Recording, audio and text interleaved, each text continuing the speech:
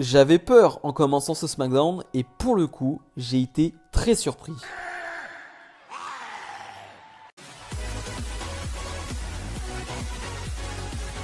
Et bonjour à tous, on se retrouve aujourd'hui pour les résultats de SmackDown du 23 avril 2021. Cesaro est sur le ring pour commencer une promo, mais c'est Seth Rollins qui va arriver, qui va tout de suite l'interrompre, et Seth Rollins qui est le MVP de tout le segment. Vraiment, et Seth Rollins a été incroyable dans ce segment, il est fantastique dans ce rôle-là, et franchement c'est beau à voir en fait, tout simplement. Déjà, Seth Rollins qui appelle Cesaro Cesaro, ça me fait rire, mais ça me fait tellement rire, vraiment ça me bute à chaque fois sur Twitter quand il met Cesaro, ça me bute vraiment. Et là il l'appelle comme ça en vrai, et ça vraiment ça me fait trop rire. Et voilà, Seth Rollins qui dit, bah en fait j'ai pas fini avec toi. T'as beau essayer d'aller voir Roman Reigns et son titre Universal, moi j'ai dit que c'était pas fini, donc c'est pas fini. Donc je vais continuer. On va avoir Jey Uso qui va venir un peu en chien de garde de Roman Reigns, qui va lui dire voilà, de toute façon Cesaro, t'occupe pas de Roman Reigns, tu dois t'en prendre à moi avant. On va avoir finalement Roman Reigns qui va arriver, qui va un peu clarifier les choses en disant que tout le monde est des losers, hein, que ce soit Dave Bryan qui est arrivé, que ce soit Cesaro qui est là, voilà, ce sont tous des losers. Et finalement, voilà, tout ça va nous mener à un 2 contre 2 entre Dave Bryan et Cesaro face à Jey Uso et Seth Rollins. Donc voilà, c'était plutôt une bonne pro, même si voilà, je suis pas fan des promos à rallonge pour les débuts de show. Là, Seth Rollins a tellement été bon qu'allez, ça passe. Ce 2 contre 2 qui arrive dans la foulée, donc Seth Rollins et Jey Uso face à Cesaro et Dave Bryan, c'était génial. Vraiment, c'était super. Ils ont laissé beaucoup de temps et ça fait plaisir. Voilà, on a 4 des superstars les plus hype du moment, les superstars les plus hype du côté de SmackDown, les plus en vue du côté de SmackDown en ce moment, ces derniers mois. C'est quasiment celles qui sont en tête d'affiche du côté de SmackDown, et tu le retrouves dans un match en 2 contre 2. Donc ça fait plaisir. On a toujours de bons enchaînements entre Cesaro et Seth Rollins par exemple. Dave Bryan et Jey Uso sont peut-être un peu plus centrés. Je trouve que Cesaro brille. Et comme d'habitude, Cesaro va faire son hot tag. Voilà, les hot tags de Cesaro sont toujours fantastiques. Vraiment, c'est toujours du bonheur. Avec une fin de match où Seth Rollins va s'en aller. Voilà, il en a marre. Seth Rollins, il se casse. C'est plus son combat. Il s'en fiche totalement. Et voilà, Bryan va en profiter, va gagner le combat pour son équipe. Et après le match, Cesaro et Bryan vont appeler Roman Reigns. Roman Reigns qui ne va pas venir. Et donc ils vont essayer de faire des petits stratagèmes pour que Roman Reigns arrive. Alors ils vont s'attaquer à Jey Uso. C'est-à-dire que Cesaro va faire son swing plusieurs fois sur Jey Uso.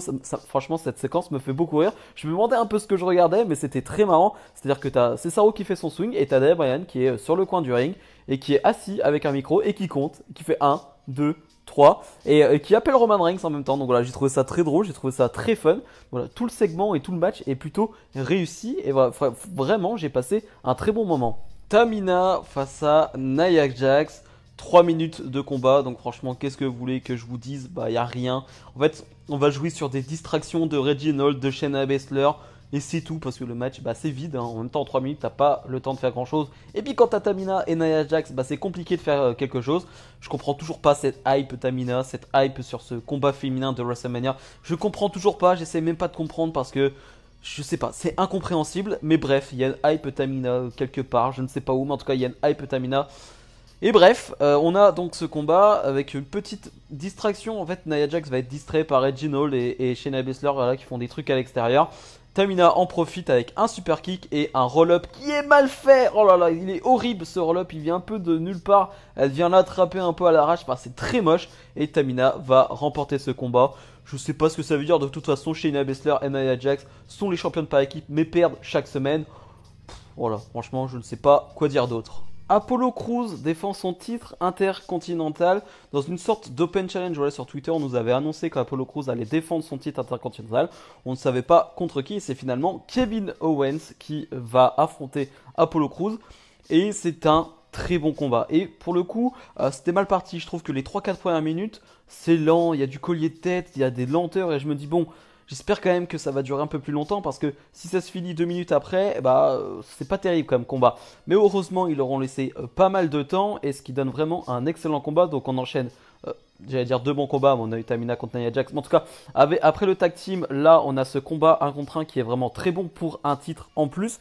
Donc voilà, je vais pas me plaindre, vraiment. On a de bons combats dans ce SmackDown avec un Sami Zayn qui va commenter le match. Donc Sami Zayn qui tourne toujours autour de Kevin Owens, hein, malgré sa défaite à Mania, il est toujours là, on sait pas trop.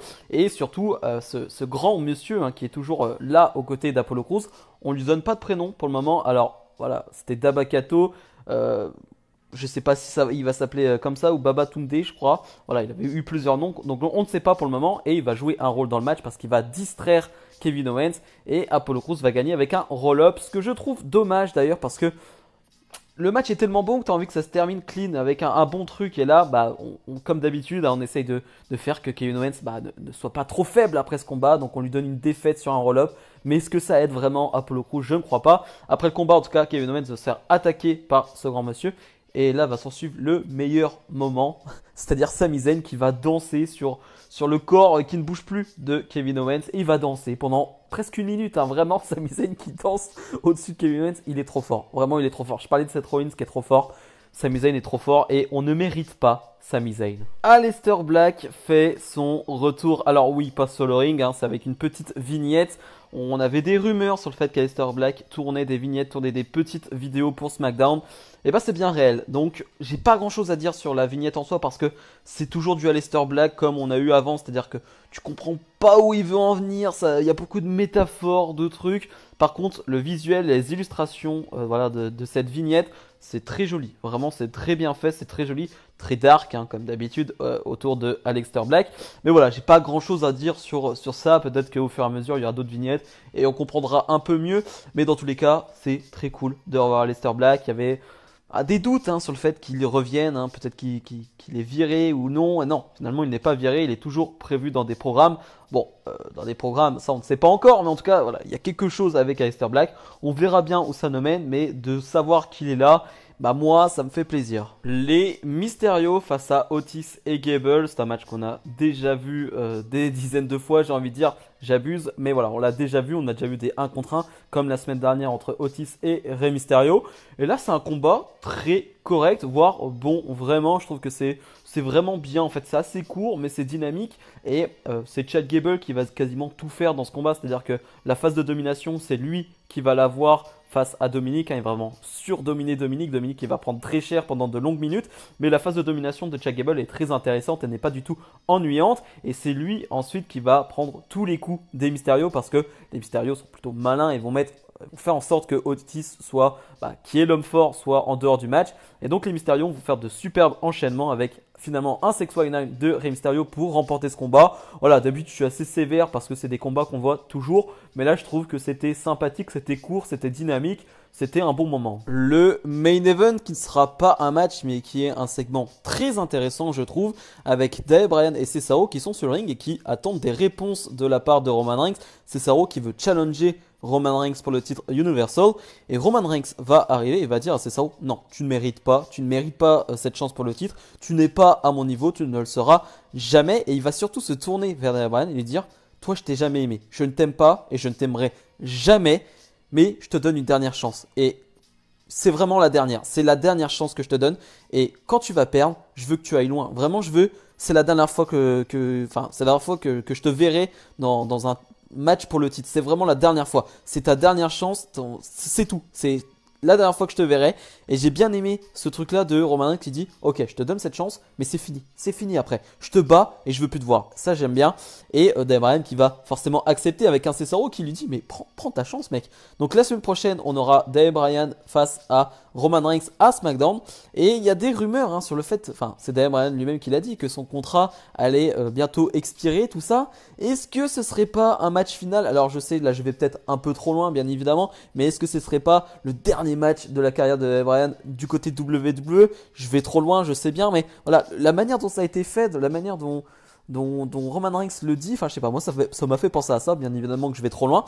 Mais bref, et j'aime bien aussi cette frustration qu'on peut avoir parce que on veut tous Cesaro contre Roman Reigns et ils nous le donnent pas tout de suite. Alors des fois ils abusent dans le fait de ne pas donner les choses, de ne pas nous donner les choses, pardon, et d'attendre 1000 ans avant de nous les donner quand c'est trop tard. Là pour le coup, si ça dure un peu comme ça, le fait que Cesaro tourne autour mais on lui donne pas cette opportunité, et je trouve que ça peut être bien fait avec je sais pas, un Cesaro qui à SummerSlam peut affronter Roman Reigns avec du public et gagne ce titre. Là aussi, je vais trop loin. Mais voilà, je suis pas un fan toujours de Daniel Bryan contre Roman Reigns, tout ça, parce que ça m'a énervé sur la longueur. Mais là, la manière dont ça a été amené, j'ai plutôt apprécié. Bilan de ce SmackDown, et bah bizarrement, j'ai apprécié. Je dis bizarrement parce que finalement, on revient sur les mêmes feuds qu'avant WrestleMania, ou presque, hein, quasiment. On a quasiment les mêmes matchs, quasiment les mêmes histoires.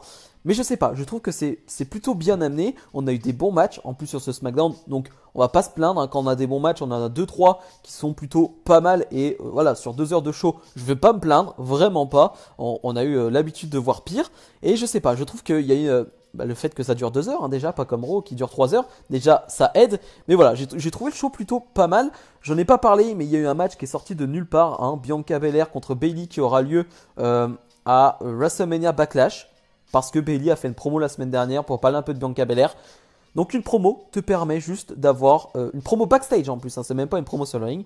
Une promo te permet d'avoir un match pour le titre. D'accord. Je pense que maintenant tu pourras tweeter quelque chose, tu pourras l'obtenir. Enfin voilà, c'est un peu bizarre. Bon bref, hein, ça passe le temps pour Bianca Belair en tout cas.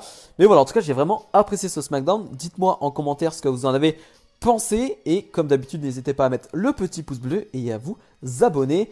Toujours l'objectif des 500 abonnés qui est très proche, vraiment très proche. Nous on se retrouve dès la semaine prochaine pour d'autres vidéos. Salut salut.